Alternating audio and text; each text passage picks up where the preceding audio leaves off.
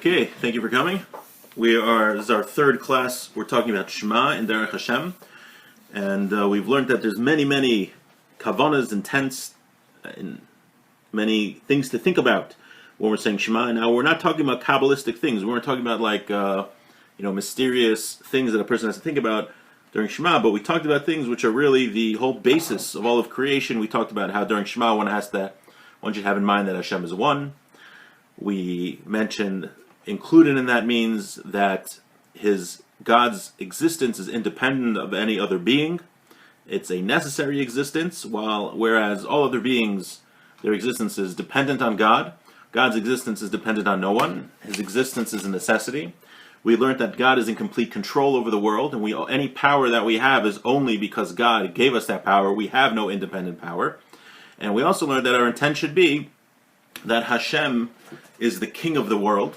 He's the Melech. We accept him as our king, and we're going to follow what he says. That's Kabbalas al Malchus Shemayim. And we also learned that the privilege of the Jewish people, that the whole purpose of the world is that everyone on earth should recognize that God is one. And that's going to happen after Mashiach comes. But the Jewish people are so privileged because we get to make that declaration now before the rest of the world realizes that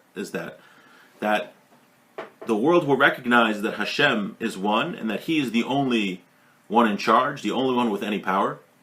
And that's something that we should think about when we say Shema. And every time we say Shema, we bring the world closer to that rectification. So when we say Shema, we're not merely doing a mitzvah, but we are bringing the world closer to its final purpose, its final conclusion. So let's continue where we left off. We are on part 4. Chapter 4, section 4, name and edition, page 531. V'hine, kvar be'arnu b'chelik rishon. We already explained in the first section, shehashleimus ha'amiti shel habriya, that the true completeness of the world, hu himashech la mishleimusu yisbarach, that extends from the perfection of God. Ki hu levado hashleimus, the only being, the only thing which is totally perfect is God. V'ulam, gam zeh metolos hamitzvah hazos. This is also something which comes out of this mitzvah. Shebehe'edeinu al yichudo ubiyosenu tolim es hakolbo, when we testify to God's oneness and that everything, and the fact that everything is dependent on Him, es hakolbo, gam hu yisbarach shemo nidrish lanu. Hashem avails Himself to us. He seeks us out. V'nimtza l'chol habriya shetishtale b'shleimuso, and because of that, the world becomes rectified in its completeness. So when we turn to Hashem and testify to His oneness and that He is in total control, Hashem in turn turns to us and perfects the world, which we mentioned last week. When Hashem reveals Himself, that brings goodness and peace to the world. And when we say Shema, we cause that to happen. And because of that, all of existence becomes rectified based on the true source. Shehu mitziyuso yizbarach, which is God, like we mentioned earlier. V'hine. Now, we're going to talk about another aspect of Shema. V'tanai ha-mitzvah hazos. Another requirement or condition of the mitzvah of saying Shema. Right? So we have another thing. We talked about all those things we have to have in mind. It's definitely worth it to review, starting at chapter 4.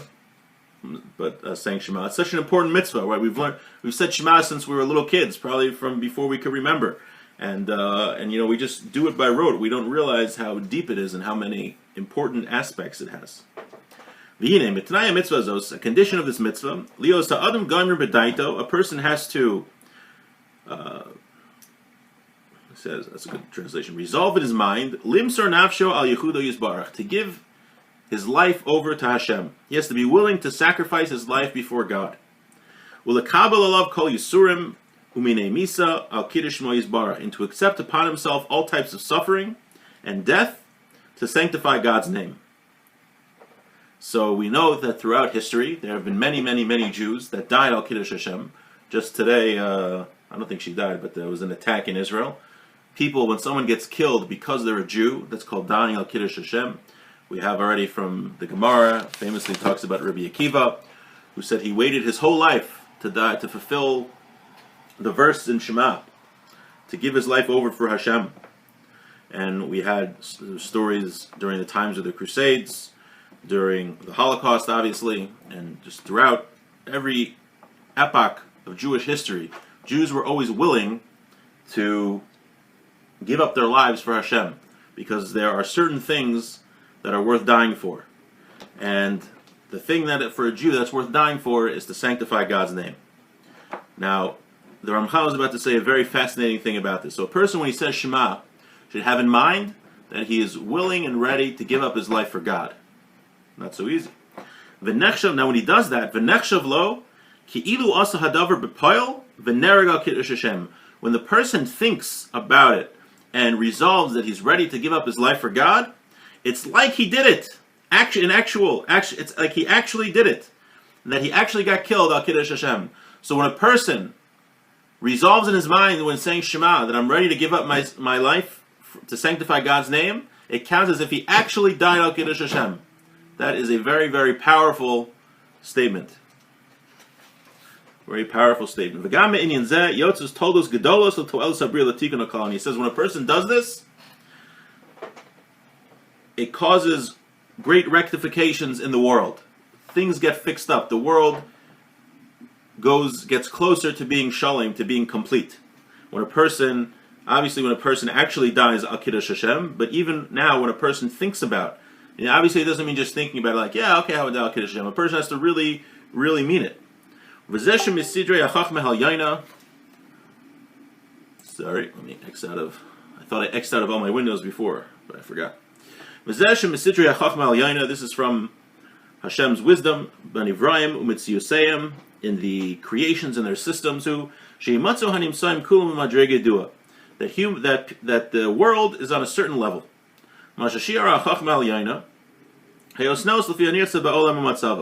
God made the world on a certain spiritual level that he thought was fitting for its situation.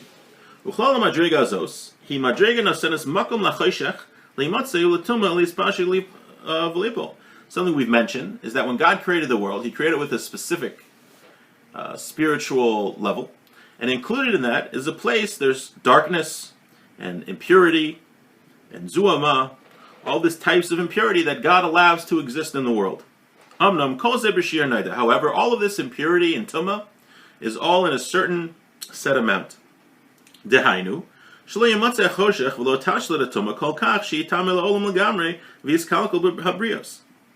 God makes it a certain level of impurity and evil which exists in the world, but he keeps it at a certain level because if it would become too much, it would destroy the world. So Hashem doesn't let that happen.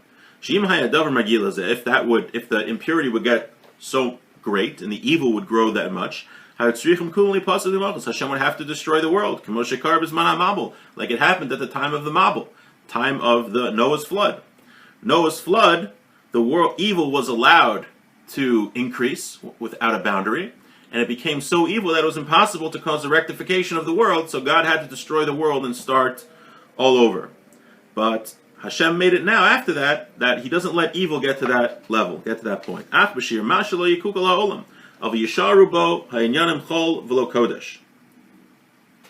he says matters will remain in a mundane state and not holy. Dark and not clear. Vihine, Sidra Shazostia Madregasam Harishonas Vikaris. This will be the first level and the main level of the world. Amnam. Shaberderech Taisefes Timotzibam He'ar Me'ula V'Hashbas Yakar. But however, it can be added that there will be light and illumination added to the world. Yisalu bo mina madrega hashvala azos, that the world will be uplifted from this lowly level. V'yagia laburim inyan kodesh behiros, and therefore creations will get holiness and clarity. Masharai shegia lehem lefia olam hazeh, what they will get according to this world. V'hinei hadavar mishuar b'chachma nifla, and all of these things are measured very specifically. Kol davar b'gvulo karoi, everything in its correct boundary. Lo pachos v'liyoser, not less and not more. V'hainu kishor ma roi sheyia lehem b'derech ikar.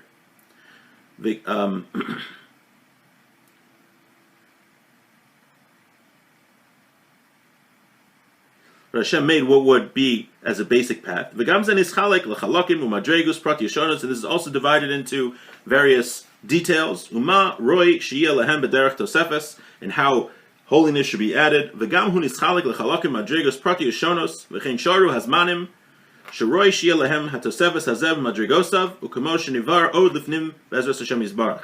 And not only that, now Hashem created the world in a mundane state with evil, and he gave the opportunity for holiness to infuse the world. And one of the things that the holiness will come into the world is based on certain times of the year, and we're going to learn certain times of the day. Now let's see what he says about that. V'hine, b'chol yom v'yom, every day, tzar she'yischadesh hashpa ve'ha'ara b'nivroim, shetala osam min ha'madriga hashvala ha'sharshis behem, v'ita behem kiddush u'bihiros k'mo she'zacharnu. It says every day there needs to be a rejuvenation of the infusion of holiness into the world, that the world could be elevated with this infusion of holiness, like we mentioned. V'ulam, sidra chachma al-yonim, mitzius he'ara hazos, hamischazekes u'maveres ha'choshech shal ha'olam, magberes bo v'brio v'yakar, v'hamala v'kedush v'zacharnu, v'salza hemshecha b'maisei ha'tachtonim. Now God tied this bringing holiness into the world, that this holiness which sweeps away the darkness and grows and brings holiness to the world. How does it work? It comes about through the actions of mankind. Like every other hashba and rectification that comes to the world. We learned many times. To bring holiness into the world, what brings holiness into the world? Human beings. Human beings are the only beings that can bring holiness into the world. So how is it? What is the action that human beings do to bring holiness into the world every day? When every day, says, the Ramchal is saying, first he says the world is created in a mundane state with a lot of darkness and impurity. And he says that every day there needs to be a new infusion of holiness, and that comes about through human beings. Now, what do human beings do to bring in that infusion of holiness every day? That a person is ready to, when a person is Masar Adam on the Esnavsho Akidush Shmo Yisbarach, when a person gives up his life for Hashem, he sacrifices his life for God. V'gam bazeh yesh madregos. This has a lot of levels. Ki hamasir sheyimsar Adam atzmo Akidush Hashem b'poil yamshech ha'ar gedola v'chazaka ma'od. When a person actually gives up his life, he lets himself be killed. Someone says, convert to Christianity or I'll kill you. And he bowed down to this idol like they did in Europe for many hundreds of years, and he says, "No, I'm not giving up my faith. I'm sticking to my faith in God." That, and a person dies, that causes a great level of holiness to come into the world. V'takim ebriya tikun atzum, and we can't imagine the rectification that causes to the world. V'yarba bo akidush v'habihirus riboy gadol. It causes an increase in holiness and clarity to a great level. That's one thing. That's actually doing it. When a person thinks about it and visualizes it, he concludes in his heart that he's ready to give himself over to Hashem. He's ready to give up his life. A type of this illumination comes into the world. It just won't be as powerful as the person who actually gave up his life. And that which we need, we said we needed the infusion of holiness every single day. To get that infusion of holiness, it's based on a person giving up his life for Hashem. But he says to get that infusion of holiness that we need every single day, it's enough that a person just thinks about it and actually is ready to do it and concludes in his heart he's ready to do it. This is what we do in the verse of Shema. The result of this is an illumination of holiness and clarity, but Briakul in the entire creation, to give it a little bit elevation from the mundane, and the darkness, which is its basic, the root of its basic